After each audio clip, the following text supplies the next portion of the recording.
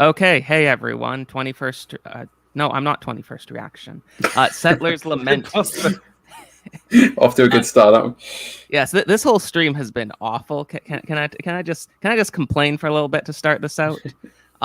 So I was going to get a total of 6 people, myself plus 5 Brits for this stream, to make sure that I get a good range of opinion, get a lot of people. But as you see, there's only 5 people here, so clearly I failed. I invited even more than 5 Brits. I invited quite a few people, but several people turned me down. That's cool. I get it. It's Mother's Day. People are busy. People have plans. That's fine. Whatever. But 2 people were confirmed, and then they canceled last minute. Okay, not last minute. They gave me like a bit of notice. But it's more annoying if I pretend it's last minute. So they canceled last minute. That's Saffron and Colombo, or I don't know, something like that. Go and tell them politely that they're idiots on Twitter. Okay. Yes, Panama Hat. Lambuda's an in joke. Do see. not watch my channel. Yeah. Okay. So I got 2 people cancel. So now I have to have an American filling in 21st reaction. I only have 3 Brits. So I mean, none of this was my fault. It's just, very few people understand this. But it's not possible for me to ever be wrong. That's Basticus Maximus infallibility. So this is never my fault. It's everyone else's fault. That's all I wanted to say. Does anyone have anything else to introduce this with? I mean, you're lucky to get any Brits at all. That's a high quality commodity in the YouTube game. Yeah. I guess the North Americans are the ones that are controlling the show, unfortunately. And one Persian. Yeah. But yeah, so topic today is Britain Cringe. This is pretty simple. Just today, I don't know, just want to talk. What I want to talk about today is the problems that are facing modern Britain. Why is Britain screwed? Is Britain screwed? That type of stuff. So I don't know. I'm not British. Of course, as a Canadian, especially as a Anglo-Canadian, I do feel like I have a bit more of a connection to the mother country than most than like Americans would. I mean, I'm not ethnically British, but England has a lot to do with Canadian history, and I've always had a special place in my heart for England. So it's quite sad that it seems just as Canada is not in a very good place, so is Britain. So my Brits here, who would like to start off by describing why your country is not in a great state?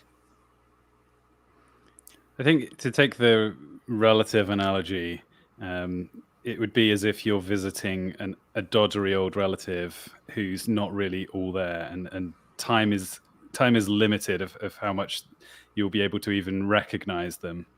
I don't know. Is anybody here going to claim that Britain is not cringe at this point? I mean, I think. Oh, go on. It's quite sad to see the motherland, decline. We've had this influence throughout the whole world. And now, we're dying because of immigration, the breakdown of family, the breakdown of responsibility with abortion and the pill, television.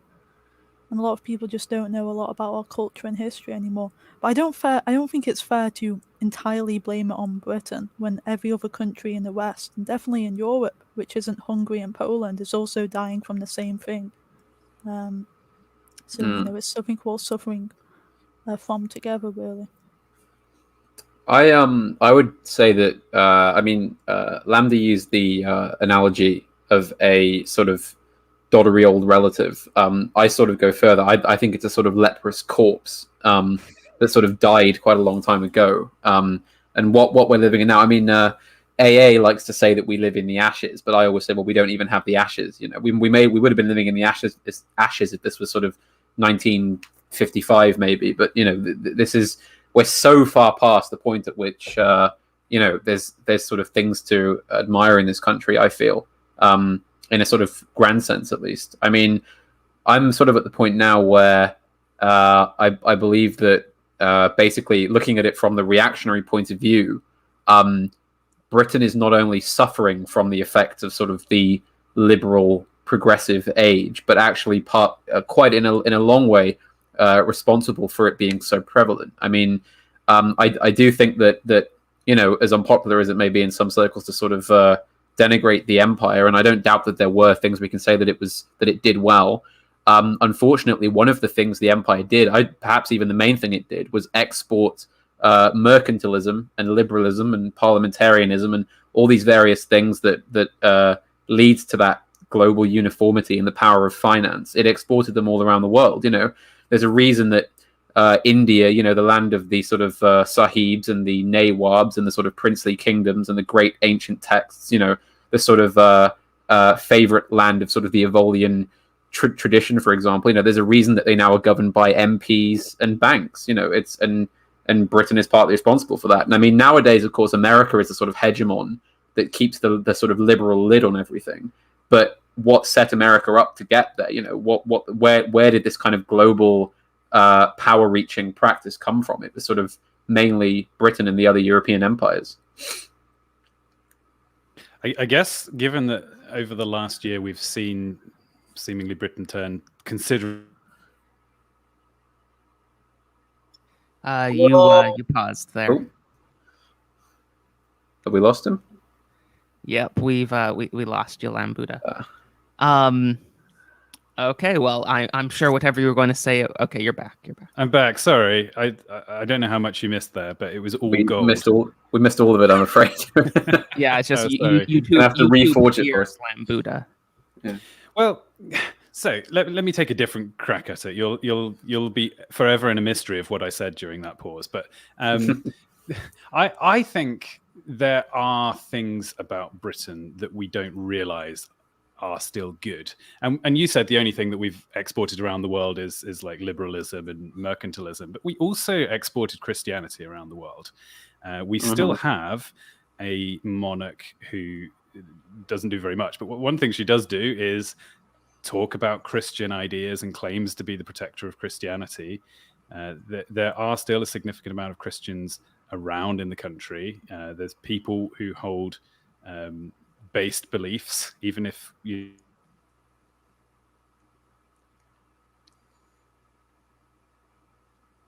Is he lost again? Yeah. I think so. Yes, Lambuda, you're gone again. Well, this whole stream just seems cursed. Well, we shall keep calm and carry on. Can I say one thing that makes Britain great is their internet infrastructure is second to none. Like you'll never catch anybody with proper. Aren't we below Peru and Romania on the average internet service quality charts or something? I'm pretty sure isn't Romania supposed to have like one of the best internet services in the world? Oh, well, in that case, it may not be fair. But I know that. Yes, I actually had to miss one of Lambda's streams the other week because of an internet outage. Because here in rural Wales, the internet is carried by pit ponies up the hills. So, yes, that is one thing about Britain we can certainly say is not based. If I know anything about Britain, I know that Wales is a more agrarian, primitive region. Well, yes. I mean, it can be, or at least I suppose I wish it was more so. But yes, I'm afraid Wales, and particularly the urban areas of Wales, suffer just as much as the rest of the Western world does when it comes to liberalism and progressivism and the sort of ethnic collapse, I'm afraid. Okay, Lambuda, are you back? No, that doesn't seem correct. No, he isn't. Okay. But so I don't know. I don't even know where we were before. I'm still hoping on Lambda getting his point on. I'm sorry, I've just rejoined and I've no idea what's happened in my absence. I guess you were just waiting silently. We were sort of filling time. Oh, great. Well, the Lambda monologue continues. I reckon in 5 years, if we were to have this stream again, we would be saying we didn't realize how good Britain still had it. Look what's happened to the country. Unfortunately, that's true. Yeah, maybe we shouldn't be premature. I can only apologize for my internet connection, guys. It's usually great. But I suspect that what we're saying is, is so against the government that they've taken it personally and Perhaps. Yes. We'd better find some code words to talk about it.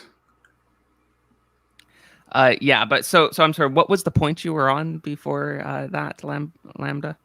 Oh, I don't know. I'm so confused at this point. I think I've basically just been saying that there is a remnant of Christianity. There's a remnant of the productive industrial classes that gave Britain its actual legitimate wealth in the first place. There's still good ideas being discussed here. I mean, I basically came on this stream to take up the side of Britannia's cringe, but since I think nobody else is going to be arguing the counter, maybe I should switch and be the Britannia's based contingent.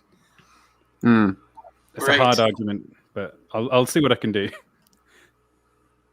Okay, so Panama Hat, what do you have to say to that?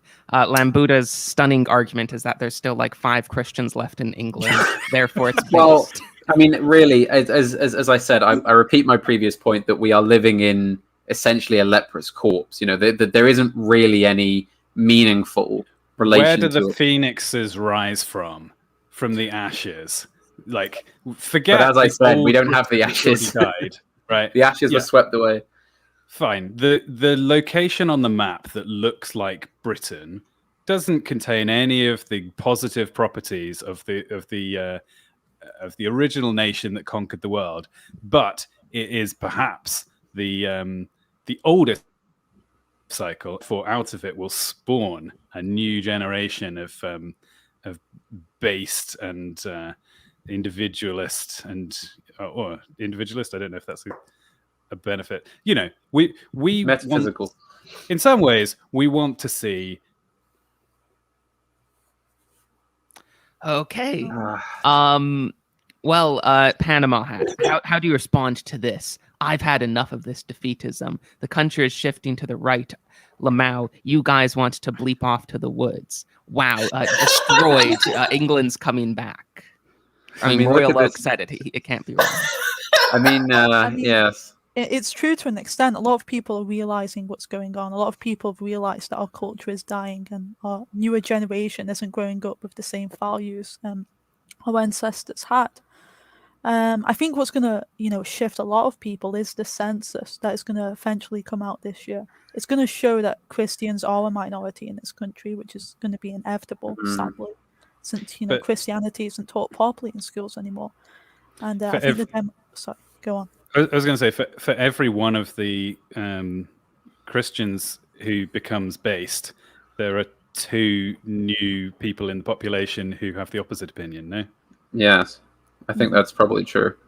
And I mean, of course, the other problem that we have is that even if people move to the quote-unquote right, I don't think they'll ever be capable of moving past basically the sort of small c conservative, liberal vision of what being right-wing is. And I don't think it'll ever be enough to actually deal with any of the root causes of the problems we find ourselves facing. And I also think that it's important to state how easily anybody moving to the right can be co-opted by the current order. I mean, look at Brexit. Look at the sort of patriotic masses that went out to pull that off, and and they was just immediately co-opted by the Conservative Party, who continue essentially to push a leftward agenda, not a rightward one, because they're just as part of just as much as a part of the system as any of the other parties are, with the exception of a small few that will never win power.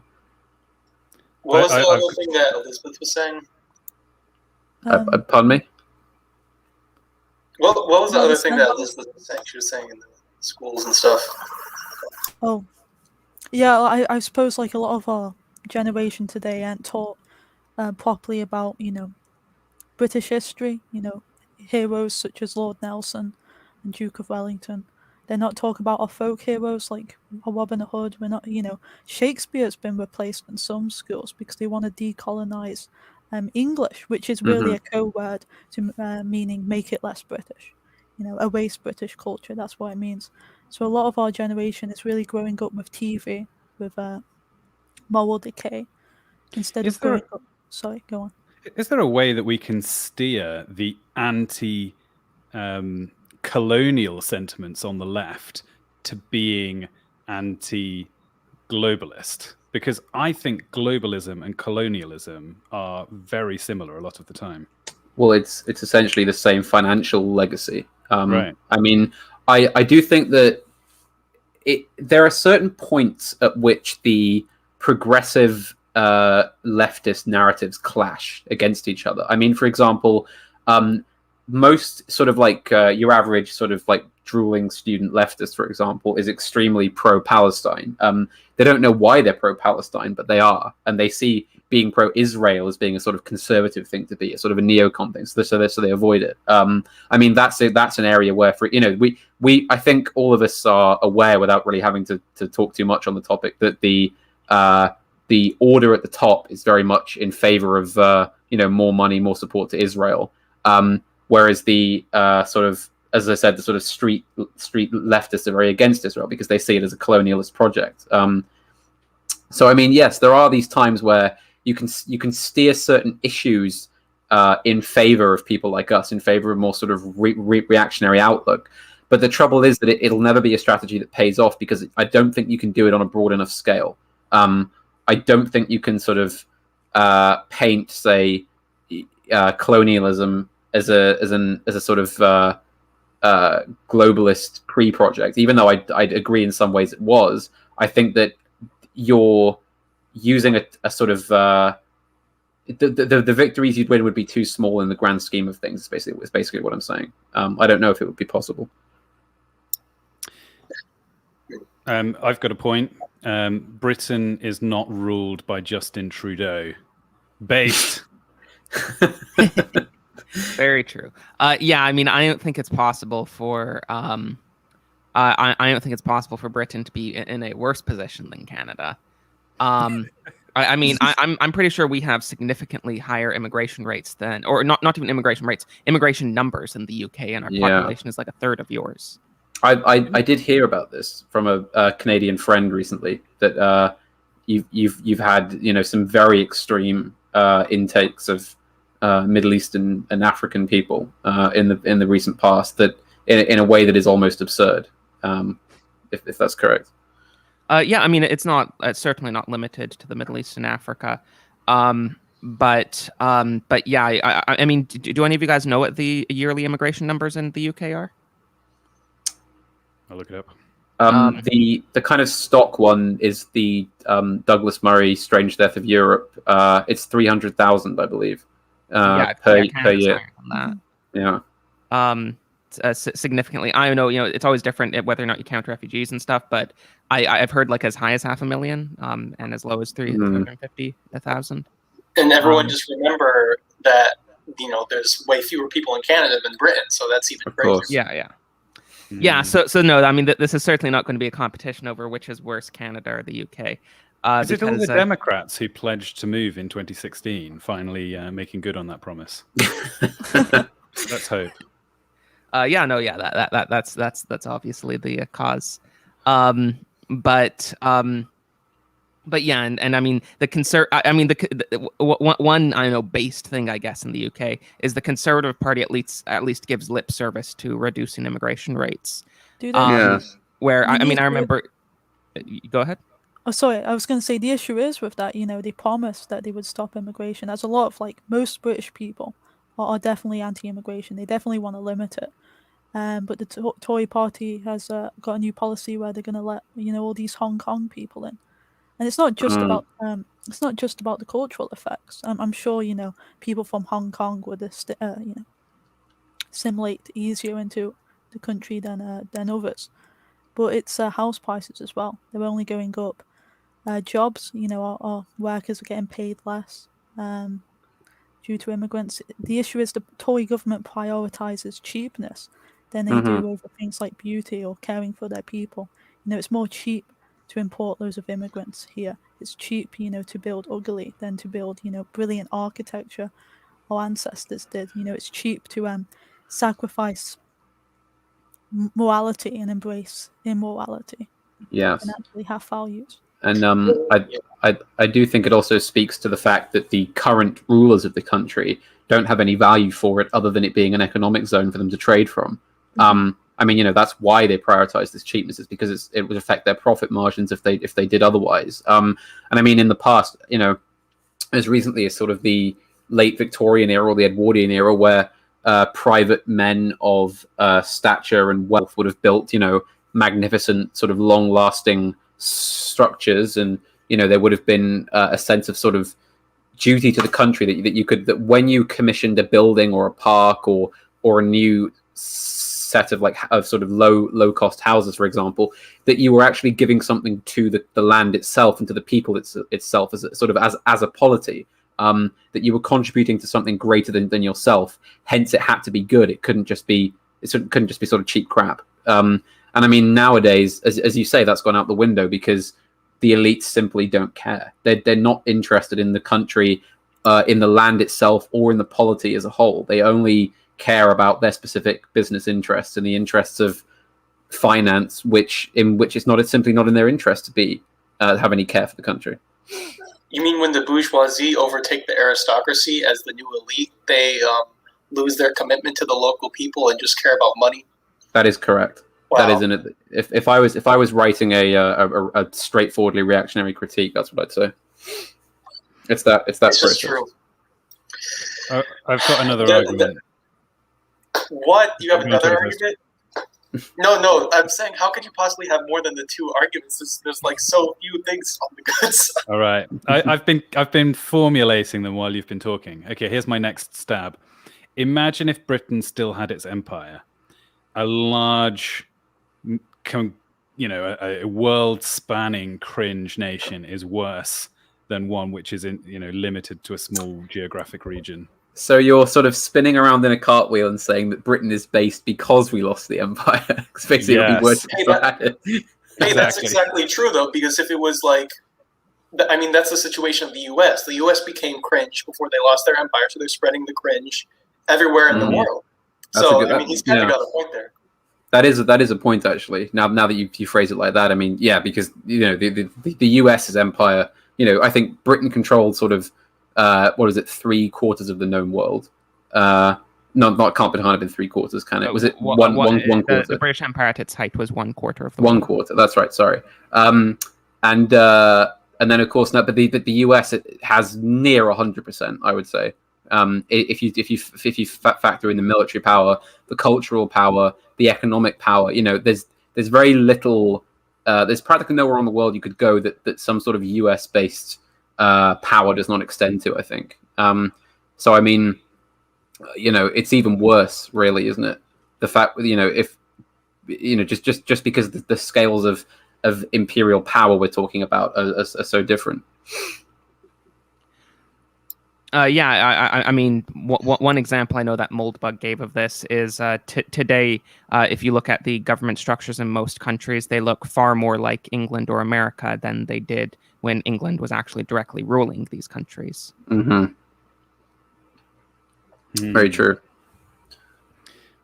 I would argue the most based country in the world. Now, this is something that I'm prepared to be overruled by you, Settler, on this, but maybe I'll make a stab. Liechtenstein. Yes. I'd agree. They're like the only country in Europe that still has an effective monarchy. The prince said he would veto any laws to try and liberalize abortion. I think even just like a decade ago, they gave the Prince of Liechtenstein more power. So I think there's some reason to think that we might see Scotland and Wales and Northern Ireland break off from England. So what I'm saying is our trajectory is we're becoming more like Liechtenstein as time progresses. I mean that seems a bit ambitious. It certainly is true that Scotland is to the left of England. Just the electoral trends are pretty clear there. But I don't think it's really Scotland that is forcing the England that much to the left either. I think if Scotland broke off, then they would begin trending to the right quite quickly. I think it's a bit like when your children leave home and suddenly they realize reality, and it's kind of sobering, and they sort of changes them. Or they just become like they become like Djibouti or some other terrible place where they're just dependent on the IMF because. Well, it depends. Yes, if they become, if they leave home but then just live off of other people's money, then right. They move in with somebody else's parents. If they had to go off and live themselves, then they turn to the right. But they could also, become a drug addict. It would probably just become a province of the European Union. They'd become. Well, I mean, hasn't Nicola Sturgeon quite literally argued that she wants Scotland to be independent, and one of the reasons is that so she could have even more immigration. I believe she did argue that the UK wasn't letting in enough immigrants, so leaving would allow them to take in the correct number. It's a strange form of nationalism in Scotland, don't they? Yeah, the so-called National Party, isn't it? I do understand what Lambuda is saying. He's saying that it would sort of blow up the current political consensus in Scotland, and that the SNP would probably stop being the party that dominates its politics once they actually get their goals achieved. Scotland is kind of the Canada of the UK, right? I mean, it's still like immigration rates there have been nothing like what they are in Canada. But I mean, I study in Scotland, so I would probably say they're left wing because of Thatcher, because of what she did to Glasgow. A bit like why Liverpool's left wing. It's not because they're inherently, politically correct. It's more because they feel like they're dishonoring, their fathers by voting any other party. I would also say that they're left wing because, well, unless you're in Glasgow, you don't really suffer the consequences of immigration like England does. There's no awareness of, the consequences immigration has because they don't have to deal with it, which leaves them quite naive. That's probably it. Yes, that's probably a fair point about the fact that sort of any attempt to be right wing is seen as Toryism, isn't it? And so it's in the minds of most normies in this country, the right wing is the Conservative Party. That is what the right wing is. So to move there would simply to become what they would swear never to do. And of course, it's even worse for us because if they do decide to become Tories, like at the last election when all these historically red places went blue, then it doesn't help us at all because the Tories will continually cut to the left. They will never, ever go to the right because it's not in their prerogative. So, it's sort of quite a worrying dead-end game for us. And I mean, we mentioned Wales there briefly. I mean, I think that point about it being more difficult to sort of get the impact of immigration in the countryside is true for some parts of Wales. But I mean, here, I live in the countryside, and my closest sort of urban area is Cardiff. And if I go into there, then it's obviously completely, shall we say, multiculturalized. Entire neighborhoods of just recently arrived people speaking different languages. If you walk down Cardiff High Street, you're hard pressed to hear a conversation in English. I'm not exaggerating here. And this small Welsh hill town that I'm from, I visit there to go and visit my family. That in the last sort of 3 years has basically had its big influx. It's what was once basically untouched by that issue is now taking it very, very heavily. And just walking through the streets of that small town, I can sense there's a kind of unease with it. I can sense that these people are now sort of starting to wake up to the problem, though I don't know if they'll ever actually do anything about it. So, I mean, I suppose one saving grace for Britain might be that at some point the native populace will react in some way that will lead us to something better. But I would say just because of the sheer power. What did you say, sorry? I wouldn't hold my breath. No, exactly. This is the thing. I mean, they're either too quiet and not really that caring, or just the simple nature of the machine that they're up against is too powerful for them to do anything against it. Exactly. And then we have to understand, the native population, British people, European people, people that have been in America for generations and generations. But when we're talking about those people, it really matters when you're talking about them in 2021 or if you're talking about them in 1921. Because really, even if we want to like accentuate the difference between the people coming in and the people that are already there, there is just as wide of a difference between the same people in 2021 and the same people in 1921, where there's just this giant gap in motivation, in strength, in fortitude that will just that completely affects the situation. Like 1921 people might not stand and would have reacted sooner and more ambitiously than the current people that we have in 2021 that are like on their iPhones all the time and can't resist the cheeseburger and we understand like if 1921 people were like a bonfire, this is like a little electric candle. If that, I mean, I think you make a good point that the people of this country in 1921, say in 2021, may basically be two entirely different races of people. I mean and I think that you hinted at there that iron law that all reactionaries are quite well aware of, that the more material prosperity increases, the more social degradation you have, because the material imperative is not there anymore. I mean, the simple fact is that even if you have some sort of average Brit who sort of, let's say, suddenly wakes up to all the problems and sort of suddenly understands where his country is headed and just how bad things are going to get, it's quite likely he'll just say, well, better not kick up a fuss, because ultimately I'll still be able to live here in my house with all my food and my comforts, and I'll just be happy, and I can die without sort of being unhappy, which, is not, you can't really blame him for saying that given where he is. I mean, it's certainly not how I would view it, but it's a problem that you encounter when you have this level of material prosperity. So I would say that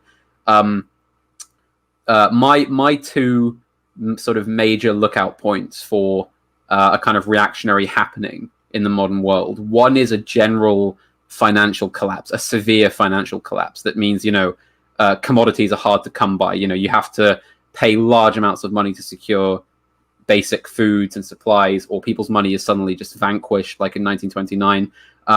Or that America collapses somehow. It just tears itself apart or fades into irrelevance, or just America's power is in some way stripped away from it, and all of a sudden the nations of the world are independent. I think that if it were to happen suddenly, if tomorrow America just collapses into a civil war, for whatever reason, and all of a sudden it's fractured, then I think over the next sort of 10, 20 years, you would have this mad rush all around the world as all these countries suddenly kind of realize that, hang on, well, we can have a war with our neighbor without NATO showing up and overwhelming us, or we can push particular, like we can be nationalistic again, or we can do things outside of the influence of this particular bank or traders group.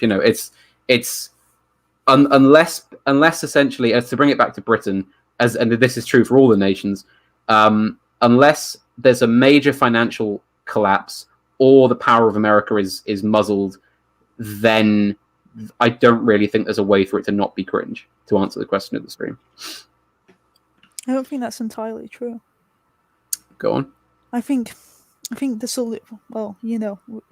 talked about how awful Britain, is right now, but the solutions to fix this is really, I think we need to stop decolonizing, our history and our education system, start teaching our new generation about what Britain is and, our ancestors.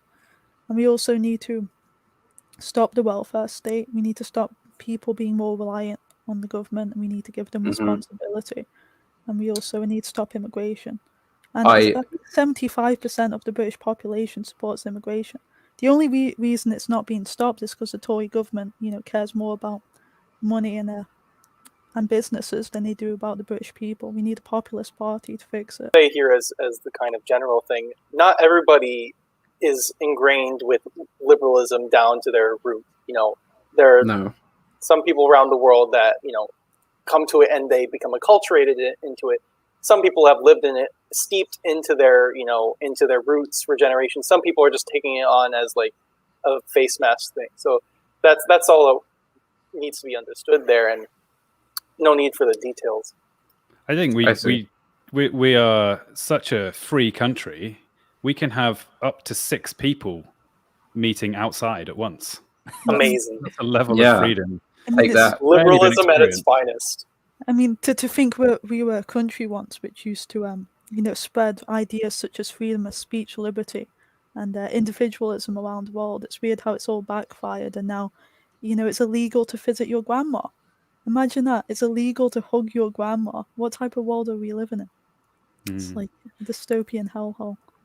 Okay, from chat, I saw a comment that I think makes an sort of important point about the possibility of any sort of right-wing backlash in Europe. France isn't based because it's still anti-Christian, only anti-Islamic because of the whole freedom from religion. Okay, I know the phrasing here is very poor, but the general point he's making is that is that in France there's sort of been a lot of celebration by some right wingers that Macron has tried to prevent some of the more negative things that the Muslim minority was doing in the area. And that it seems like Macron's becoming base and stuff like that. But the issue, the issue with that is exactly what this guy says here. Is even when France gets based or whatever, they're not really trying to like restore a traditional Christian France. They're just trying to make sure that everyone stays in line with the traditional French secularism. And even the National Front doesn't seem that different from that. Even they just seem like they want a very strict adherence with low immigration to traditional French secularism. So none of this is really actually trying to turn around the bigger trends that have been going on. Like immigration's a big issue, but it's not the only issue. And if only immigration is dealt with, even if that alone could be dealt with, it's not really going to help. No. Traditional secularism, that's something. Yeah, I mean, that's... Well, I mean, it goes back. I mean, it goes back to the revolution in France. Yes, that's true. It is the state religion. Sorry. I mean, that's quite, I mean, for example, let's say hypothetically Britain sorts out its immigration problem. What are we left with? Well, we're still left with, a society that's still in moral decay. Yes. The family's still broken down. There's still, loads of abortions taking place. I believe Liverpool, for example, is the abortion capital of the United Kingdom. Yes. The education system is still going to be awful. There's still a lot of issues which still makes us cringe. It's not just immigration. That's very true. And I mean, I think that your point there about even if this is actually a point I raised to sort of, I don't know if there's a YouTuber called Morgoth who talks a lot about the ethnic problems of Britain, and I raised this point to him and his fans on a stream some weeks ago, where I said, well, look, even if you reverted the ethnic makeup of the country back to like 1945, say, right before it all started, it still wouldn't change. As you said, it wouldn't really improve the situation that much, because as you point out, you still have all the immorality, you would still have the cultural problems, you would still have the lack of any sort of transcendent spirituality, any sort of real religion. You would still have the flawed political system, the sort of weak, the powerless monarchy and this sort of thing. So, I mean, yes, I agree with that point. I haven't spoken about immigration in a while, so perhaps I got a bit carried away there. But yes, I would like to reiterate that, I'm not under the illusion that this is simply all a problem with immigration. It's just that is one of the most visible problems. Wow, this Royal Oak guy has been. Maybe it shouldn't be like the title shouldn't be "Is Britain Cringe?" It should be "Is this commenter cringe?" Because he's been terrible. Yeah, this. Okay. You can't be a Christian and blackpilled. Now, I agree with this in a certain sense. Yes. You can't be a Christian and think that this is all for nothing. You can't be a doomer. if you're a Christian. You can't think that this is all for nothing. You can't think that we're just screwed in every possible way. But if you were in say I don't know, the 400s in the Western Roman Empire, it would be correct for you to think that the political future surrounding you is not going to be very good for the next couple of centuries. I mean, I think that that Christianity will find a way to reassert itself eventually. And I don't think that there will ever cease to be Christian civilizations somewhere on Earth until the end of time. So I'm not saying that I think Christianity is going to become a minority everywhere. I'm not saying that I think that this is all just totally screwed. But I am saying that the sort of traditional Christian West seems totally done. And it doesn't seem like there's any going back anytime soon for that. No, sorry, Settler, but I just to like hammer that home, I would say that the history book is beginning to close on this particular stage of the West. It probably won't be until the next chapter opens, and by that I probably mean the next like sort of millennia-long trajectory that things begin to sort themselves out, and it won't be fast. It'll probably be slow. Yeah. I mean, the main thing we can hope for is that Uganda becomes the third Rome. Yes, that guy was a Pope hater too. So love me, Pope. Simple as He was also saying what I'm getting at is the basic mentality that he's been repeating is this general idea of, oh, don't give us all the black pills. Why are you doing this? We got to fight. We can solve this, and things will work out if we just decide. So, and obviously, as he was just stating, that really isn't so. And it's also kind of an arrogant position to have, because what is that implying? It's that, this specific moment in history, this specific year, decade, and century in history, because I've become dissatisfied with it personally and it irks me and I hate defeatism or whatever, I don't like that, it's going to not work out. I'm going to decide unilaterally that we're going to change the literal tides of, century-long decline in the direction that I want, even though there's like no basis for that in reality. It's just literally wishful thinking. And it's, it just keeps coming back over and over and over. Now, the true black pill is always unacceptable, but yeah, you have to accept, if things aren't going to work out in a certain way, and just prepare for that. I mean, that's true. Sorry, go ahead. I was going to say how black-pilled were the prophets in the Old Testament. They kept telling people you're going to get exiled, and then eventually the exile happened. I think it's reasonable to look truthfully at a situation that's worldly bad. Although I would actually say it is, I think, difficult spiritually to be in a situation of material superabundance. So being so comfortable and well protected as a country as England has been, I think has led directly to significant spiritual decline. So in a way, the idea that maybe all this crazy overspending and ridiculous furlough schemes and all this business will eventually result in some kind of poverty is actually a white pill spiritually, because when people face difficulties in their life, they often turn to God as a result.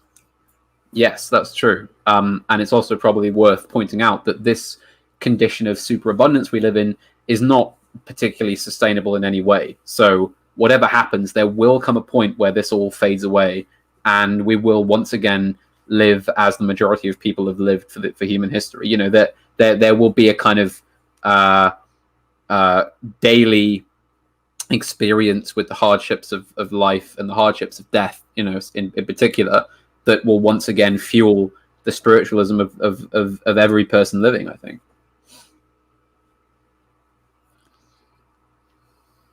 Oh, I think this one's done and dusted. Britain fully, we've done the autopsy. We know the causes of death. There were many. We tried resuscitation a few times in different ways. None of it worked. So yeah. It's funny that it's the zombies still walking as most of the West is. And the only reason that it's still walking is because it's like an economic zone that gives like various interests wealth and everything. It's like, we can still suck some money out. We can still secure some monies out of this. So let's keep it going for a little longer. once that dries up, it'll just completely rip apart. I mean, leaving the EU was an interesting moment, wasn't it? Because there was a feeling in the country that there was this actual attempt to fight back. That's the first time I've ever felt like the British people actually expressed an opinion other than the one that they'd been spoon-fed. I know it seems... And look how castigated they got for it. But in a way, maybe there is a mood around of at least, I don't think the tide can be turned, but in amongst the oppressed masses, maybe there's larger numbers of people kind of waking up. So again, that's not a diagnosis of based, but it's sort of it's a possibility. There's a few trend lines going in positive directions. That saying about the point about the EU is quite interesting, because I just got finished reading The Abolishment of Britain by Peter Hitchens, the ultimate doomer. And he finishes the books, I think it was written in the 90s, he finishes it with, it's inevitable that Britain is going to become, a irrelevant state of the EU, and we're just going to have to accept that. And then Brexit came, and all these people voted for leaving the EU. Which is something he didn't think was going to happen. So, there can be a moment where it looks like we're reviving ourselves, which is quite a white pill moment. Okay. But to be fair, like a lot of my opinions about this, because, I haven't been there and everything. Although you actually don't have to eat a dish to know that you don't like it, just so you know. But, I mean, he did get that wrong as an example, but like you've mentioned a lot, Elizabeth, with the decline of the education system there, the erasure of all the grammar schools, he's been really right about that, and that's definitely a much more fundamental and long-term problem that Britain has to face. Yeah, he's correct about most things, like the causes of what's led to our decline. But the only issue with him and writers like Douglas Murray, although they're mostly correct about everything, is they don't offer solutions to these issues. And I think that in order to get ourselves out of this situation, we really need to think, how are we going to revive our nation again? Well, the solution is unsolvable. The solution is to excavate a basement, or a basement, if you like. Excavate a nice catacomb and go in there and just meditate. And hide away from the, bring your other 5 people in there so they can do the rosary and stuff, but just hide away from the authorities. And they'll be knocking on your door like, "Oi, did you tweet something bad, mate?" Well, I mean, they just to go back to the point we were talking, Brexit was mentioned there, and the thing is, I believe that it was a massive tactical error on the part of the ruling order to have that referendum, wasn't it? Because it gave a chance for what happened to happen, for the result they didn't want to happen, and there was nothing they could do about it. I think we're probably never going to see a referendum like that again, because they're well aware of what could happen. And there's a reason that say there's never been a referendum on immigration. It's because they know exactly what people would say. They're well aware of what people actually think of these positions. They know it, but they have to find other ways of getting them through. So they don't use a referendum for it. And de Tocqueville, if I'm pronouncing that correctly, I was reading one of his essays earlier, and he predicted that democracy, which of course in his era was this, the most radical thing to ever happen, would eventually become a sort of conservative mechanism, in that it would be something that the elites would end up shying away from because of the kind of instincts that the populace at large has. The fact that if you put it to the demos, more often than not, outside of specific situations, they will choose the quote unquote based option. Because they will revert to type. They say that history has a right wing bias, right? It's that way. It's the way that the people are innately. The elite for the past 100 years have always had more progressive views than the people. yeah, I mean, even when it comes to some of the social changes that have happened over the past 100 years that I would agree with, it's still just a fact that in most cases, if that was decided by votes and not by an elite class deciding that they wanted to go ahead with a certain project, it wouldn't have happened in the first place. Yes. And I think it does eventually affect the opinions of the populace. I reckon if you actually, well, got yeah, the I mean, opinions of course, people, I mean, on any of these issues at the time when it happened, it usually was not the popular thing. But after a few decades, or even shorter sometimes, they're quickly able to make it the popular thing. Trickle down liberalism. I don't know if that's a term, but I'm coining it. Well, how about everything is always trickle down? Are you saying the sheeple basically don't matter, Sailor? No. I mean, I don't know. Their souls matter. That's true. But if the sheeple don't matter, it doesn't really, jive well with the slogan "Wake up, sheeple," because then it'll just be like, "Oh, wake up," or don't wake up. I guess it doesn't really matter. All that matters is like elite machinations. Yeah, there's this concept that people believe, I think, that if you could convince enough ordinary people to believe the right set of things, that there would be change.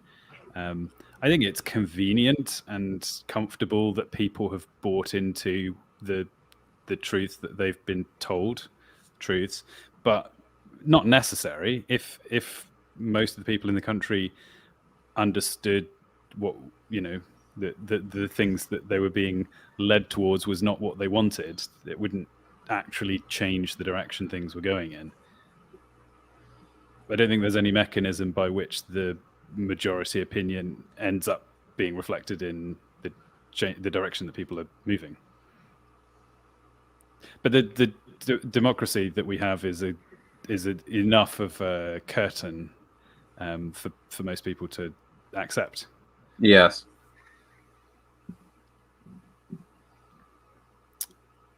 Oh, dead air.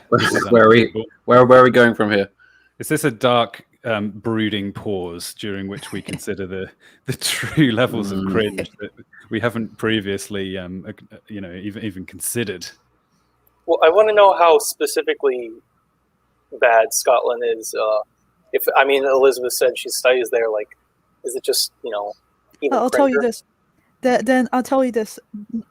The majority doesn't support independence. The only reason they vote SNP is because they feel like Labour doesn't represent them in Scotland, and obviously the Conservatives are Tories, which answers itself.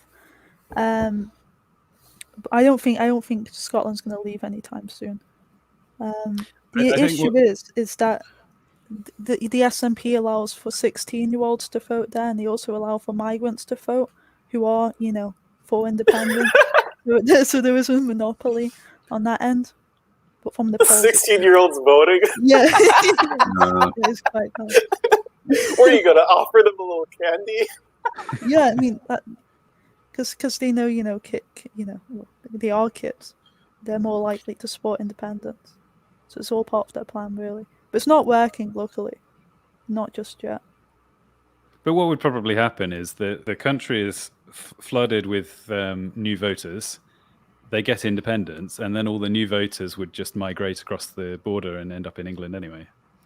A solution to the Scottish problem would be, you're aware of the Ulster plantations in the 1600s, right? Where we planted presidents in Ireland. Mm-hmm. What we need is like a reverse of that. So basically, English plantations in Scotland, where we just need what I mean? We just pay English people to live there so they can vote against the red. Well, I mean, I would say that Wales is facing not one but two immigration epidemics. One from the south, from other countries, and the other from the east, from England. They're basically, huge chunks of Wales basically are English plantations, and it doesn't really help because they all seem to be the sort of middle class, sort of leftist progressive type who, as soon as Wales heads down, they'll go somewhere else and end up voting for the same things. So I would say if you were going to sort of try and get people to move to a certain place. You know, make sure they're the right people, not ones willing to just cause more damage. You know, on the talk of white pills, if you there's one place in the United Kingdom which is completely conserved in their moral values, their Christianity, and their patriotism, which is Northern Ireland. So we should have had a Is Northern Ireland cringe stream. No, of course not. Well, regular Ireland somehow became cringe in a matter of like 2 decades. That's a real. I mean, Northern Ireland. I know, just like statistically, it's definitely by far the most conservative part of the British Isles. But I don't know. I mean, even there, like the Catholic half of the population vote for like pro-abortion nationalist parties. That's because they're not really Catholic, you know. Yeah, That's the thing. Is that this is the thing with English Catholics. It's like most of them are in Liverpool, and even in British Catholics as well. It's that a lot of them, they don't have any Catholic values at all. They're not really true to their religion.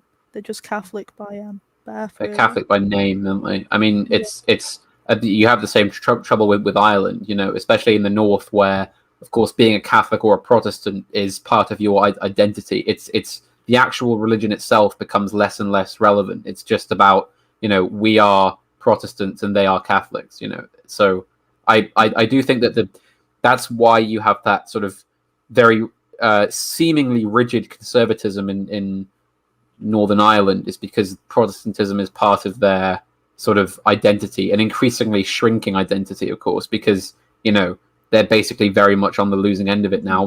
Mostly not through their own fault, but because the UK government sold them out. Well,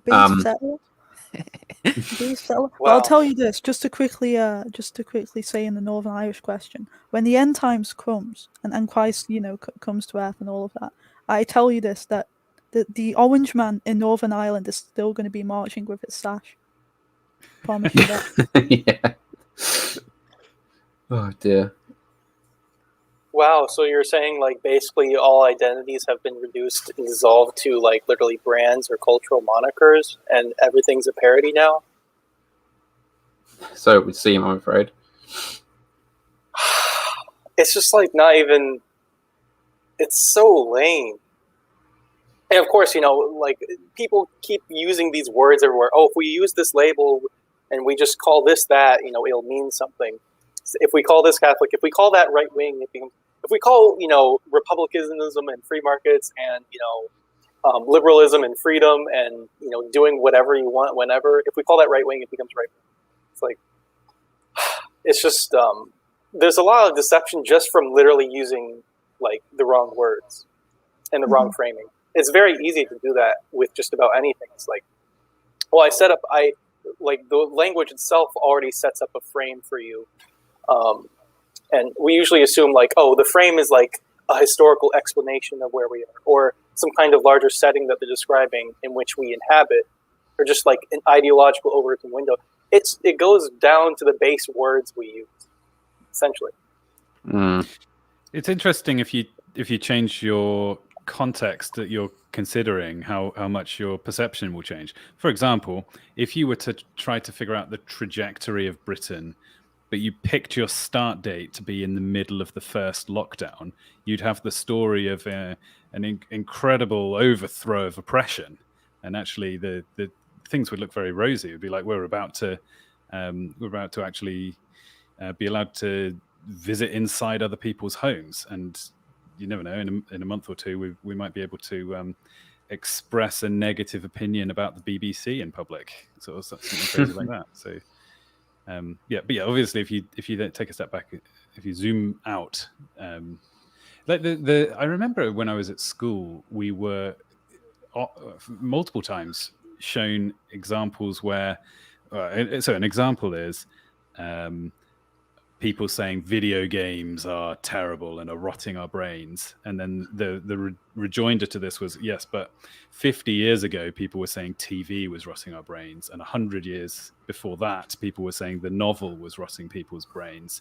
And you sort of one perspective on this is, oh yes, well obviously video games are fine. The other way of looking at it is, oh yeah, well maybe novels are more subversive than I realized. You know, I think video games have made a Zoomer generation more right wing. Anti-political correctness, they kind of worked in our favor. But television, however, that's something that's actually killed us. Hollywood, which came from America, kind of normalized immorality. Soaps normalized drug use and such things like that. TV has really been the biggest killer in the West, to be honest. I'm interested. Why do you think video games have made people more right wing? You ever been in the Call of Duty Black Ops lobby? I see. This is right wing by a certain, It's obviously that anti-political correctness where you're talking all this crap down the mic on the Xbox, where it just people being sensitive to things just becomes like a ridiculous idea. So Sorry. No, go ahead. I would say, as a Zoomer, and with many Zoomer friends of varying ages, something I've noticed is it's not that Zoomers tend to one political strand. It's that we're essentially a generation of people for whom we have nothing left. They're basically there isn't anything left for us to cling to or to look forward to or sort of to go on to. And what that leads to is I wouldn't call it nihilism. It leads to a kind of absurdism mentality among Zoomers, where they aren't sort of thinking, there isn't any point to any of this, so I'm sad. They kind of find humor in it. All of the sort of, I know this sounds kind of cringy to talk about memes, is it like this, but I think it's true, is that if you look at sort of Zoomer born memes, they're always just kind of there is a kind of an understanding of just how crap the West is at the moment, but at the same time it's sort of like, well, we'll just laugh about it. We'll just obsess with humor or other things. It's the extreme opposite of romanticism, where if you're a romantic, you think that the world contains actual positive, beautiful, natural things to be celebrated unironically, and you should embrace, the kind of inherent image of God in the things around you. The opposite of that is the world is just this parodic, crazy, random set of experiences, and you can't take anything serious. It would be ridiculous to find something beautiful in the world and simply extol it on a face level. You have to twist everything and juxtapose, and it's this kind of culture of complete rejection of anything.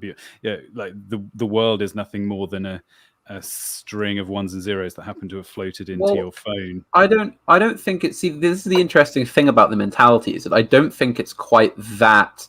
It knows that there are beautiful things out there, but of course most Zoomers aren't given access to those. They're given access to like a crappy block of suburban housing or an apartment building somewhere, or and then sort of their cultural input is just mostly entirely online. So of course it just leads to this sort of. There is a kind of refusal to really be that negative about it. Anyway, but to go back to the point at hand, what I think that leads to is combine that with the anonymity that being on the internet affords you, and all of a sudden you have this kind of explosion of people interested in all these like fringe political. If they're going to be political, they're interested in sort of fringe ideologies, or they make an enormous joke out of abusing progressive taboos and in saying things that you aren't supposed to say. So I don't think it's that Zoomers are right wing or left wing or anything in particular. It's just that they're difficult to co-opt because they're so kind of just unwilling to care. But yeah, like some really progressive like spokesperson can come and talk to them, and they'll try to be apathetic or they'll laugh, because it's funny. It's interesting you mentioned anonymity. I wonder if anonymity is one of those attributes of the internet that is itself almost going to be seen as a millennial assumption. I suspect we're going to see less and less interest in anonymity and people just accepting their real identity being linked to their online presence. And as long as they're existing in this giant maelstrom of people from all around the world, millions of them, and you don't say anything that's too far outside the Overton window, you just sort of you live with it. Well, I mean, I think you're a part of that, Lamb Buddha, since you're voluntarily face doxing. You lot are all the millennials, and I'm, although technically a millennial, I'm upholding my Gen Z credentials by showing my face. Yes. Wow, amazing. I gotta, before I forget, I gotta write parodic down as a new vocab term. It's a good one. Yeah, I agree with Panama Hat about the Zoomer question here. It's just they are kind of right wing in that they will break some of these liberal norms. It's just that progressivism and like this kind of stuff, when it's communicated to people, it's supposed to be like this religious conversion to them. It's supposed to be this genuine enlightenment thing that they authentically believe. And so this is like basically, since they do have nothing and they have no identity, just emptiness, they are actually kind of the first almost atheistic generation in that they'll even reject the religion for the quote-unquote non-religious. I think you're correct. And again, but before I say this, I'll preface, I'm apologies that we're taking this further and further away from the topic of the stream. But I don't care. I mean, as long as we can just fill up time, that's all that really matters. All right, then. Shovel content down the throat of your subscribers. Yeah, I do. Hey, I mean, we're getting really good views, so I do think that the reason that progressivism as a doctrine does so well is because it's fundamentally religious. It's not rational. It's not rhetorical. It's just a sort of a fundamentally spiritual idea. It's a kind of absolute. It's not a transcendent concept, but it acts in the way that a transcendent concept does. That's why you can go out in the street and sort of like scream about, this is why people get driven to such fever pitch about how, not racist they are, about how they have to, cleanse the racism. And if we just get rid of a couple more racists, then the world will be a better place. It's that kind of pseudo-religious thinking that drives it so far, I think, which is why, for example, say, just to pick, I know he's kind of a meme at this point, but the kind of Sargon-esque, like, rational liberalism is never going to win against it. Because it's already fallen to half the problems that the progressivism has because it's liberal, and two, because it's rational, and rational formulations such as his will simply not win on the sort of literal, practical, sort of street to street level of that kind of warfare. You just aren't going to do it because your belief is rational and therefore questionable, whereas theirs is spiritual and therefore absolute. It cannot be questioned. You cannot reason them out of it. There's been a lot of talk recently about how the tactics of the right must be deficient because the left uses different tactics and appear to be winning. Mm-hmm. However, I would argue that the left are always fighting downhill. And it doesn't really matter what tactics they use. The forces of entropy, if nothing else, of the universe are on their side. So it's like they're there to destroy. It doesn't matter which way the tower tumbles. So I'm increasingly skeptical of the analysis which says we must learn lessons from the way that look how stunningly effective this particular approach was. They convinced everybody, or they eventually got their policy passed. Like, well, of course they did. They've got a zillion reasons that they could almost have done nothing or anything, and it would have resulted in victory. Yeah, I mean, the reason the left wins is pretty simple. It's because they have institutional control. It's not that their activists are particularly effective. Exactly. Sorry to go off topic. There's an interesting comment here by Freedom Loving Loyalist, which says anti-racism killed Britain. I think that's quite interesting.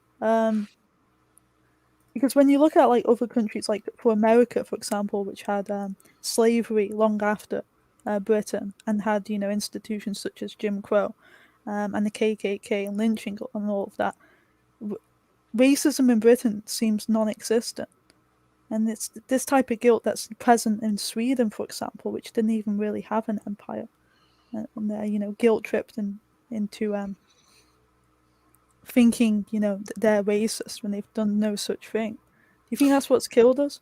This defense of not being racist? No, sorry, it's because America took over everywhere else after 1945 and indoctrinated you in the same. America, I'm telling you, America and its consequences have been a disaster for the human race. Yeah, that Yeah. is correct. The 13 Completely. colonies. That is The- the the most world- probably the most base thing we've had said on the stream The so world far. declined when we lost the American Revolution. That's not even a joke. Yes. Okay, and the comment here is also true. But yeah, no, I mean the brief history of why I don't know the whole world is so screwed is in like the 1950s. The old European empires transferred their power essentially to America, and America just inherited these same global institutions. And I mean, I'm not saying that means that everything was going great before that happened, but that was the exportation of the American view on everything. That's why in Finland they have to pretend like they have the same history of race as America when it's just patently absurd. Original sin, isn't it? You know, it's like, well, everything we do is dictated. It's kind of like how the American progressives think, as you say, because it's been exported there. It's everything we do is tainted by the fact that we are racist.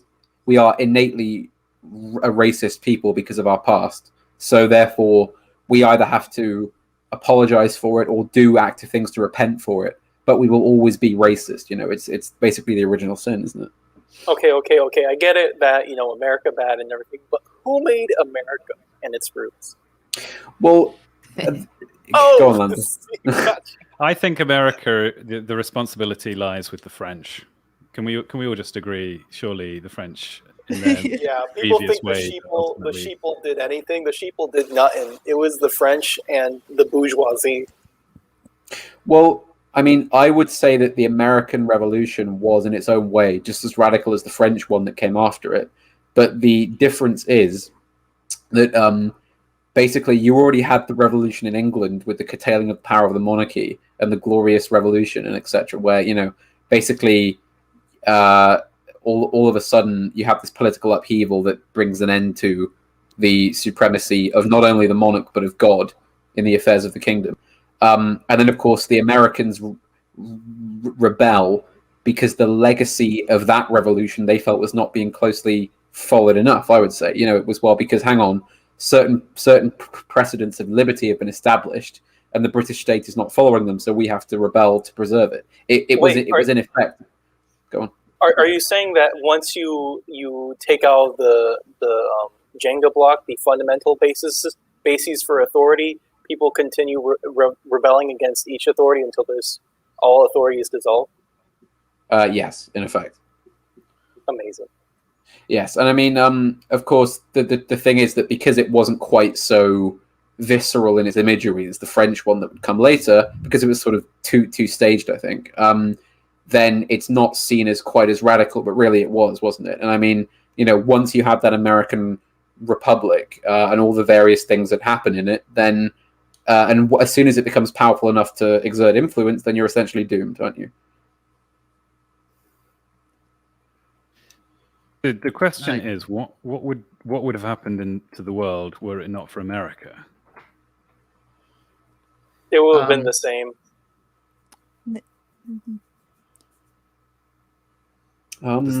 Exact same, you reckon? I think that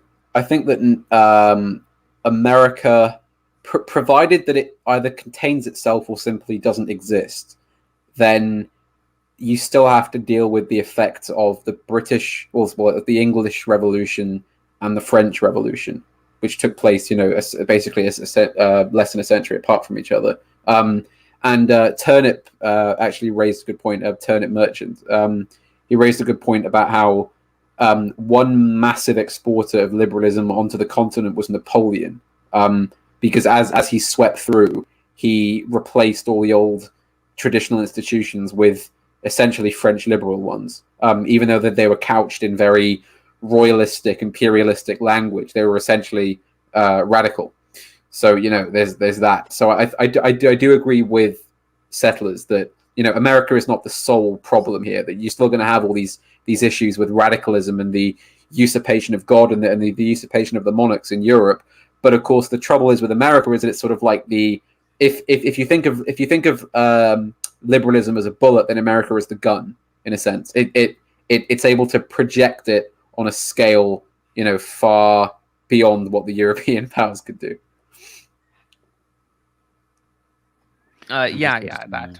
That's been what America has done. I mean, I don't know, even if there was some sort of like miraculous collapse of American hegemony, and say just the 50 states broke up into 50 separate countries. I don't know. Even if that happened, I think the European Union is at a point where, if it couldn't now, it could perhaps in a few decades be in a position to sort of inherit the role that America had previously. Yeah. Well, what's that quote by de Gaulle? You know, it is Europe from the Atlantic to the Urals that will decide the fate of the world. I've had a thought recently that I think this is a good moment to float and get reaction on. Is it possible that the focus on countries is itself a bit of a distraction? So we're talking about in this stream, is Britain cringe or is Britain based? But I wonder if the real way the world operates has much less to do with borders and laws than we think. He's breaking the frame. Shut it down. Shut it down. Yeah, I did try and, I mean, that is essentially my line of thinking. And I tried with kind of quite chaotic results to put this point across on AA's channel. And all I know is that it was received extremely badly. And of course, I mean, again, I'm speaking from what I call the authentic reactionary point of view, which is that it's basically a kind of definitely a pre-liberal idea of what it is to be European and what it is to be Western and what it is to inherit via Catholicism, the ancient traditions of Europe in one church under Christ, you know. So to me, the whole concept of nations and nationalism is, if not irrelevant. Well, I mean, again, it's not completely irrelevant because it has done some good in preventing where we are now for a few hundred years, essentially. But other than that, you know, I see it as a liberal radical invention that takes power away from monarchy, from aristocracy, and from God. That's my take on it. So I mean, I would basically say yes to what you were saying, but there isn't really much point trying to explain it on streams like these. I don't think is the worry. Fair enough. Mm-hmm. I guess, for example, people would ask the question, like I've heard it discussed before. Why doesn't a big company, say Apple or GlaxoSmithKline or one of these giant conglomerates, just buy up a bunch of land, make tanks and planes, and like establish themselves as a country? They've got more resources, for example, than the US. So what's going on? But if you view it that there's more like this kind of rent share agreement on the US military for the companies whenever they want to use it, we need a bit more oil to make our whatevers. So in that sense, the concept that Britain even exists and is not just a kind of a part of this patchwork of weird agreements that's fairly unimportant. Do you know what I mean? Yeah. I do also believe that the British Union, as it is, was basically created. If you look at the historical path, it was kind of conglomerated as one union and then projected its power imperially. As soon as the union is formed, Britain begins massively consolidating its international empire. And I do think that essentially prior to that, all the aggressive energy was either pointed at the French, the Spanish, or mostly the other parts of the Union, the Irish or the Scots or the Welsh or the other English or whatever. So I do actually think, going back to what we were saying about the regional countries, that what will happen is that now that basically imperial power is fully vanished, the impetus to actually maintain the Union is not there. So the kind of nationalistic concept of the British Union will probably, as we said earlier, come apart simply because, for example, why does it need to be maintained? If you look at it from the point of view of, a Welsh nationalist or a Scotch nationalist or whatever, there's no as well as I said, there's no impetus to keep it whole. That's my point. There's an interesting phrase, a rootless cosmopolitan. And it's a hard argument to make. I remember when the Scottish independence vote was happening, a lot of the rhetoric from both political parties saying that Scotland should vote to remain was we're stronger together. But it's quite difficult to understand why the appropriate size of a political union should be Britain, but not, say, the entirety of the European Union or the world. But then if you reverse it down, you go, well, why is Britain stronger together? Why not have a loose political affiliation between all the counties in England? Well, yes. And it's just a bunch of made up bullcrap. Don't you get it? Well, I mean, even in the current times, I remain a municipalist and a localist. So, to me, like if I had been around with my current views, or as close as you could have them in 1707, I would have been staunchly against the union. So this is I would have said this is a global, whatever the term of that time was that was closest to being a globalist project. This is destroying the power of the county, destroying the power of the Scottish monarchy or the English monarchy, or it's that everything coming into a whole. And it isn't long before you have Britain, then you have the Imperial Britain, and lo and behold, now you have the EU and you have NATO and you have all these things. It's all part of the same thing. That our right-wing party, being the Conservative and Unionist Party, therefore has in its blood this idea of joining together an increased size of power groups and centralization. Yes, which is progressivism. Mm-hmm. On the vein of that point, and you breaking the frame in terms of individual countries, even though it's just kind of like this weird nexus glob of neoliberal like agreements or whatever. On that same kind of idea, what if it's also the term like ideology, so it's like this is a belief system or whatever? Well, if that's also a frame here, what if it's just appealing ideas that basically smart people make up in order to convenience themselves in certain ways. Like some people are more directed towards one affect and then others to another, and they just make up beliefs in the moment that jive with it. I mean, because trust me, if the EU was became super austere and we're going to basically, if the EU became a bit more right wing, that those liberal Democrats would not be giving their globalist tune the same kind of idea. They would be like, well, we need to stay localist so that we can stay, cringe or whatever. But I mean, you get what I mean. Where they would use it as a tool. Yeah, these people will change the policy, change the idea on a dime if it's not convenient for themselves. So maybe the only thing they really believe in is themselves. And it's less about some kind of principled ideological structure, dialectic, superstructure, whatever it's called. I'm going to go over super chats now. Zach, for £2, they literally celebrated the census in 2011. Does anyone have anything to say to that? Yeah, I'm guessing they were saying it was amazing that so many ethnic and sort of demographic changes had taken place. Mm-hmm. On that note, I like how through this whole stream, Tony Blair hasn't been mentioned once. The killer of Britain, literally. I mean, we were already in decline, we were already dying, but he shot us dead, definitely. Oh yeah. What happened under him? Mass immigration. He was a sympathizer of the Irish Republic. So he sold out the Unionists in Northern Ireland, basically.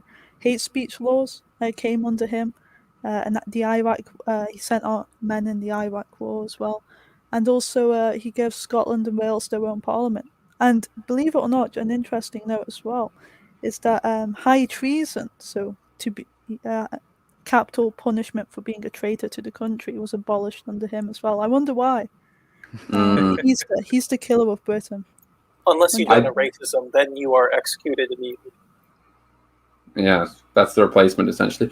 It is actually quite interesting. We didn't mention him at all. I think the trouble is that, as you know, he did all these awful things, but it's so recent. You know, it's less than 20 years ago. You know, so I think that's probably why it's sort of a recent memory sort of thing. I mean, I do think that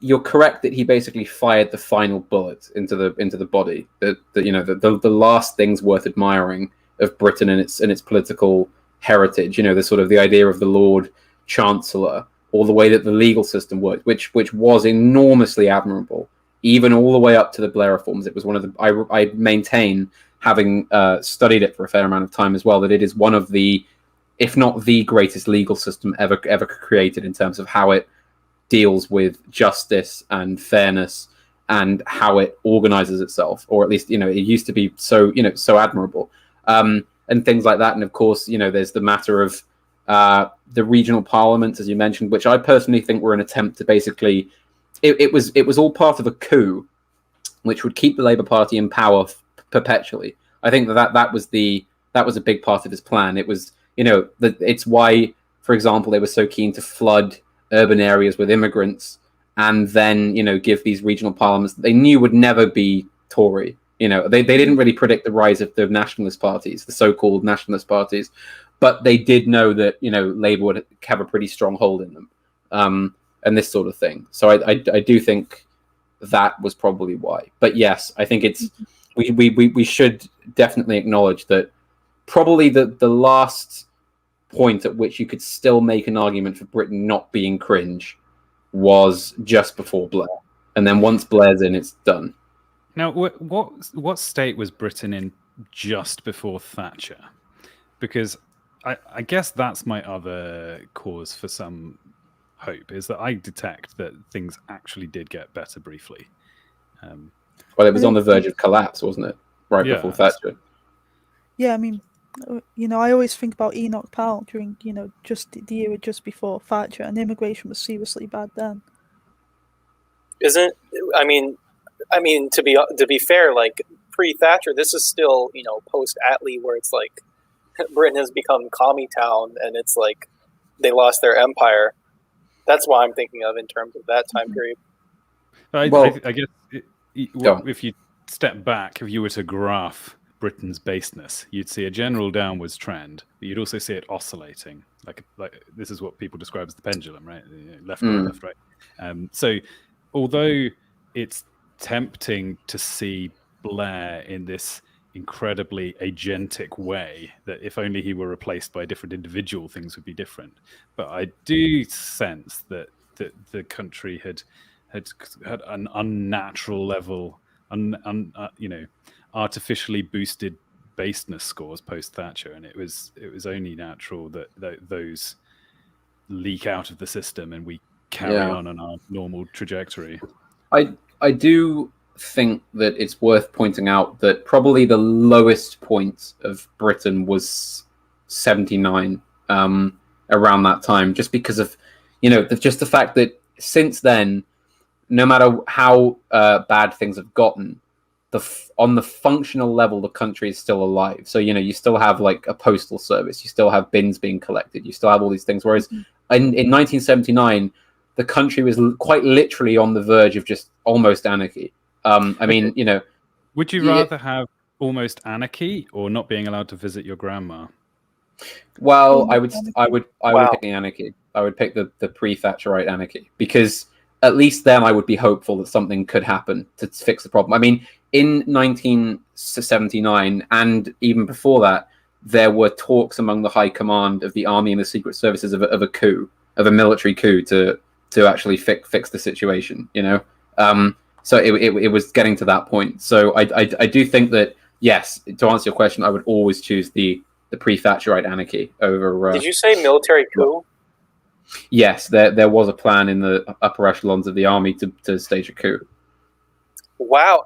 Wait, okay. I'm not familiar with the, you know, post-Attlee, who the PMs were before Thatcher, but was it a bunch of like commie idiots? Yeah, well, yes, like. It was. Well, first of all, there was a conservative prime minister called Ted Heath, and he basically tried to take on the trade unions and failed. They basically fought back.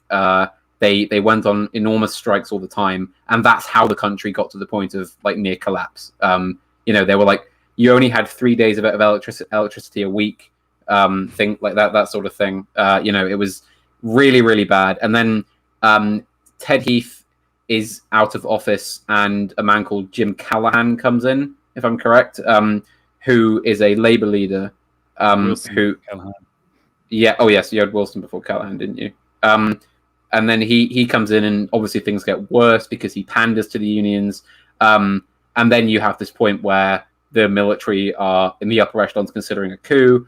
It doesn't go forward because certain very high-ranking members are not in favour of it. And then Margaret Thatcher is elected, and although things do not become more based in any real sense of the word, obviously she is able to at least stabilize the country with an iron fist autocratically reestablishes order. Now that's pretty cool. It is, but of course the legacy isn't really favorable. I don't think it's yeah. So the Callaghan, because you're saying the names like Heath and Callaghan spark back memories, but that's just an example of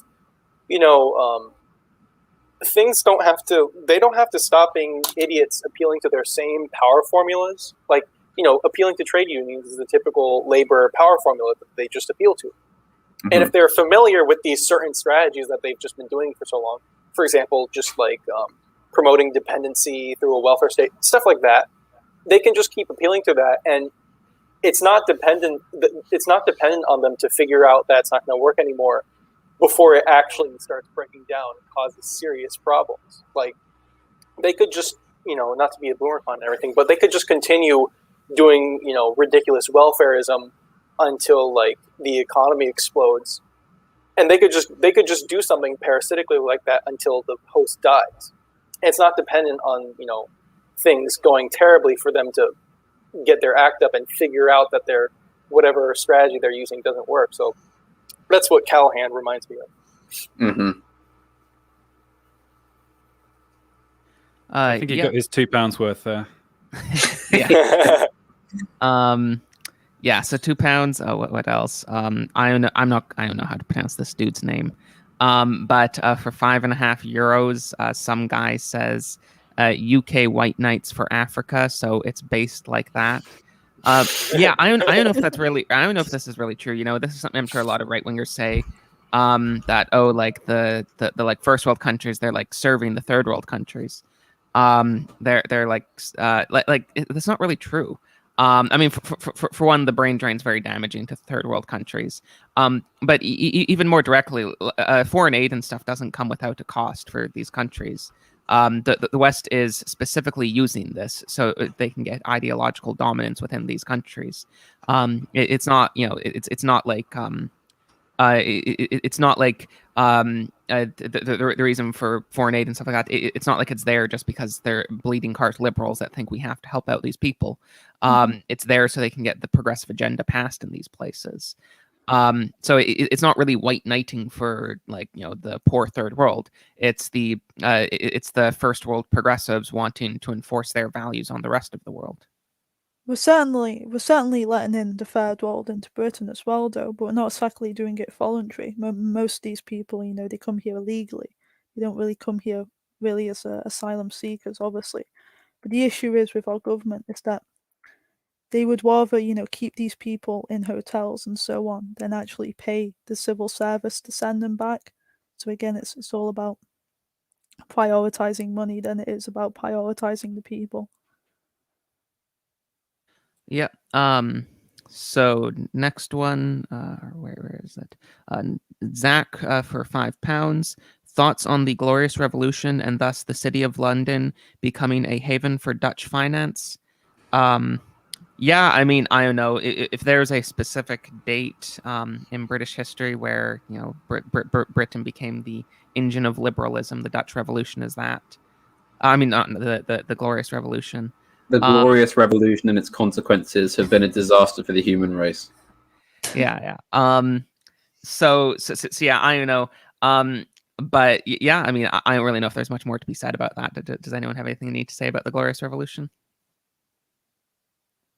Okay.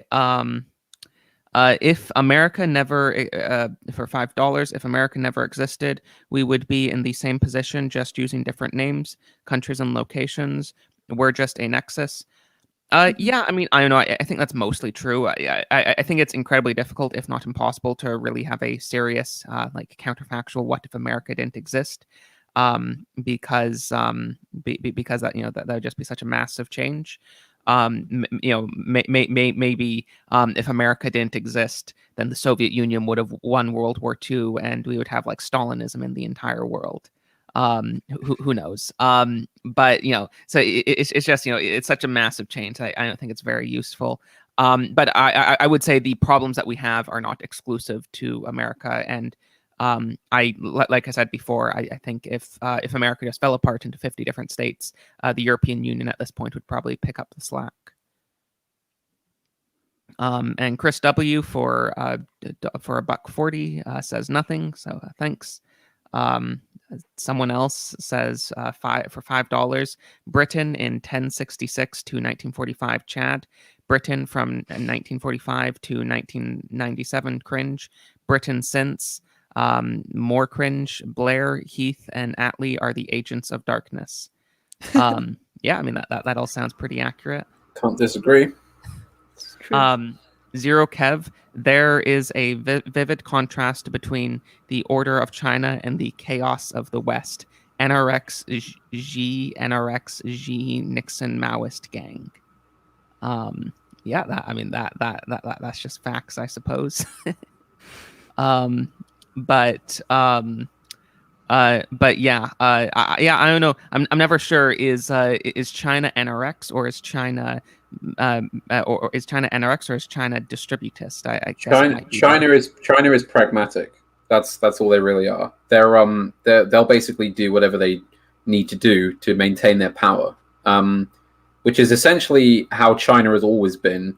But of course, after hundreds and hundreds and well, really thousands of years of running the way they did, they became self-centered, they became ingrown, and then the European powers arrived, and so comes the century of humiliation. So I think that now they're basically back on that path of pure Machiavellian pragmatism when it comes to how they handle themselves as a nation, and their government is very, very clever in how it's going to deal with the Western powers, I think. Yeah, they don't have any ideological or religious veils. I wouldn't say religious because that's bad, but superstitious veils like covering their view. Unlike the Western liberal elites that have their brains full of garbage. Yes, they are sort of very savvy political operators, unlike our elites. Yep. Jedi Knight Anathan Cringewalker for $5. The UK is cringe. Blair was secretly based because if he got back in power, he'd actually do something. Well, the Tories never will. So true. Well, I would. My response to that is that Blair and the Tories are the same machine. He was just a more active part of it. Yeah, the Tories have been doing all kinds of stuff. Yeah, we need to catch up. Yeah.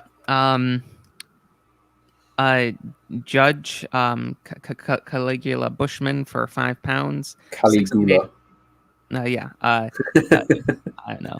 No, as AA said the other week. Is it? Okay. For 1688 was just a backlash against the English propping up the Dutch Republic. UK helped the merchants subverting princely power, coming back to bite them.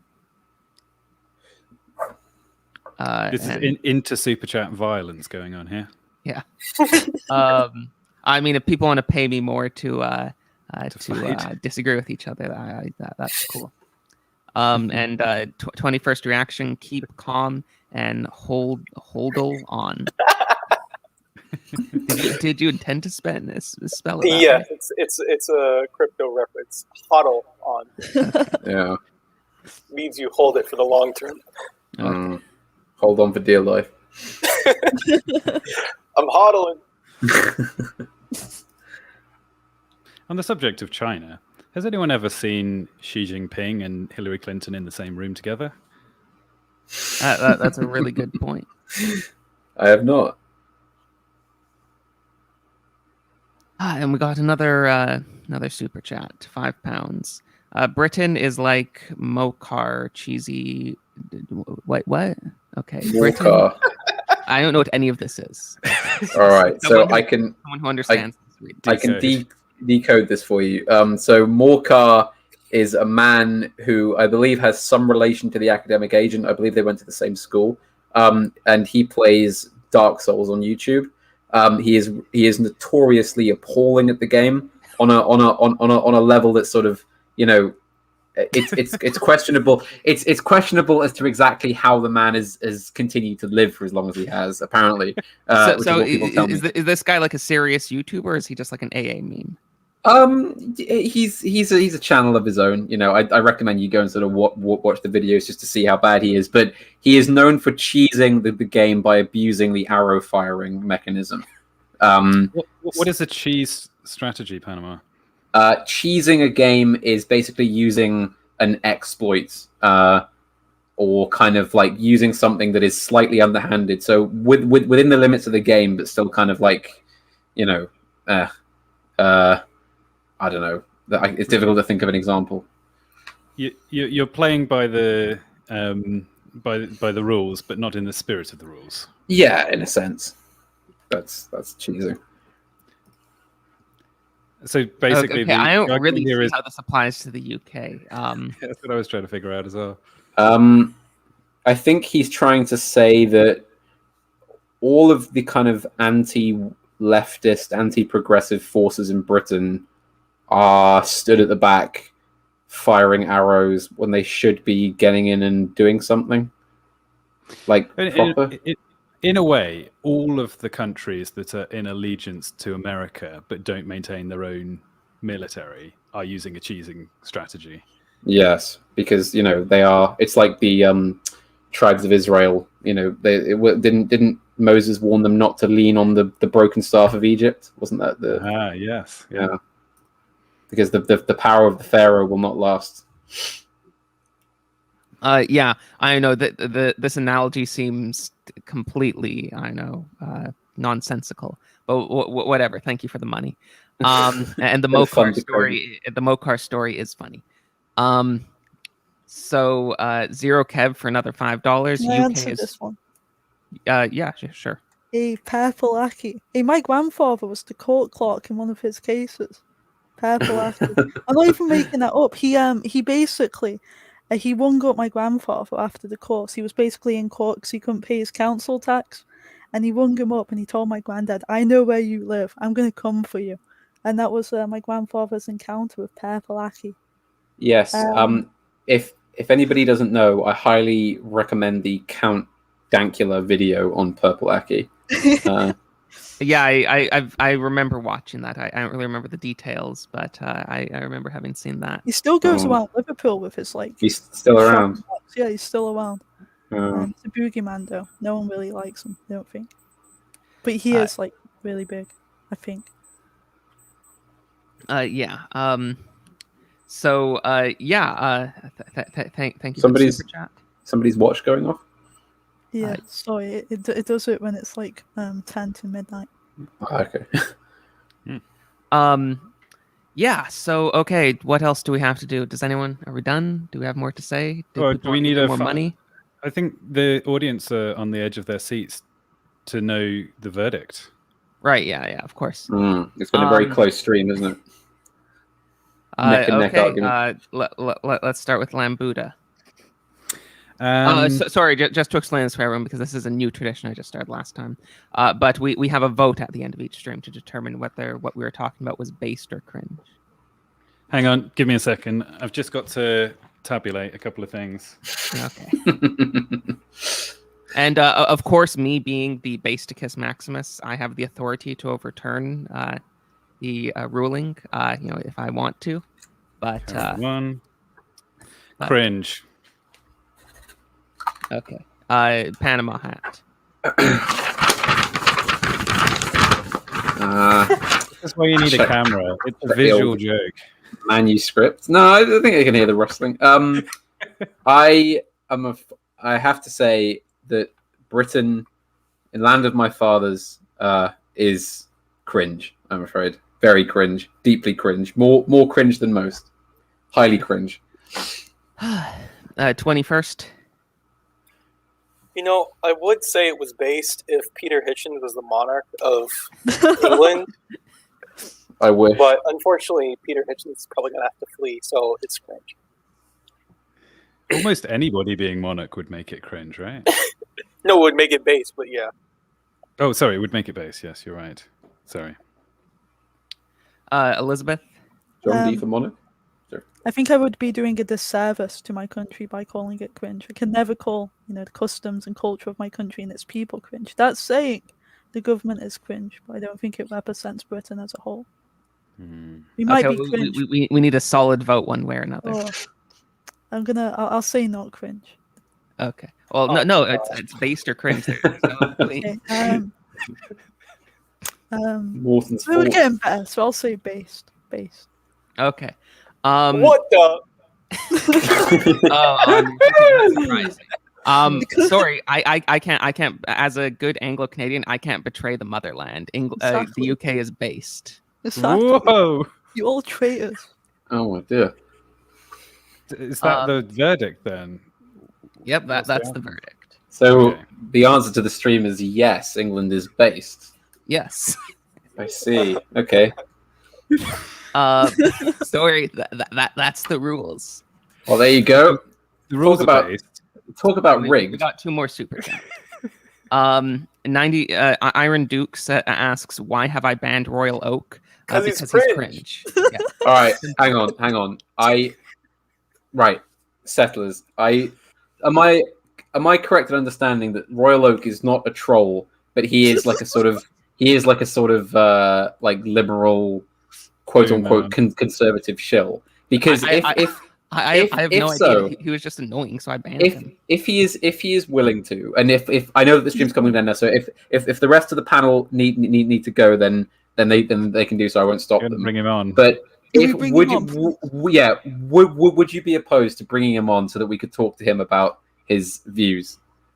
He would be willing to come. How would we bring him on though? Well, I'm he fine. he is in the Discord. I think he means yeah. another time. Okay. He's in the Settlers Lament server, today. isn't he? I say we bring him on.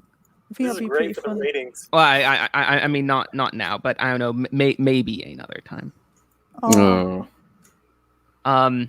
But Lord Kelvin, I'm pretty sure this is like a tongue twister that is supposed to make you sound like you're swearing. So I'm not going to read. Good luck. this. I think I can do it. Are you ready with the bleep button, Settler? Totally want to do it. Totally. Well, you all can read this along at home. Thank you very much, Lord Kelvin, for the $5. So Adam was tasked with naming all the animals, and Settler, you've been asked with determining whether everything is based. Yeah, or cringe.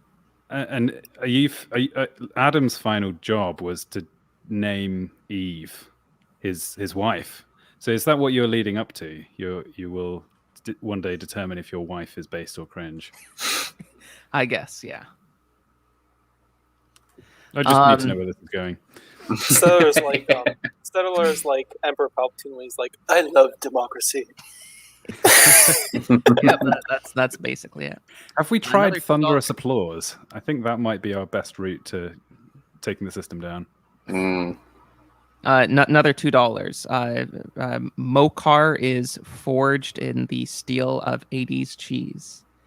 Okay. I don't really have anything to add to that. Quite right. Quite right. Yeah. So I don't know. Is that it, everyone? So it would seem. Okay. Britain is based, apparently. Yeah, it is. Yeah. That's the ruling. Yeah. Sorry, can't disagree. Against the advising of your expert panel, but you can kind of divine it. It's like one of those people who can sense where oil is by moving a stick around. Nobody can understand, but you've never been wrong, so I can't argue. Yeah, it's true. To be honest, I have a complete soft spot for high Toryism. Base. I would be a high Tory if it was still, if it was possible to be one. I'm sorry, but going on the internet and spamming hashtag high Tory gang doesn't make you a high Tory. It just makes you a cringe lord. Couple centuries too late. Try and actually embody some of the traditions you're talking about. Yeah, join the polo club in your local Yeah. area. That's a start. Yes, the polo clubs of this country are one of the few remaining based institutions. You can't be a high Tory unless you own Creed. That's the rules. We're brogues. Yes, brogue gang. That's what we need to be like spamming. Hashtag brogue gang. Yeah. Well, okay. Thank you everyone for joining us. I'm pretty sure this is the end. And yeah, peace.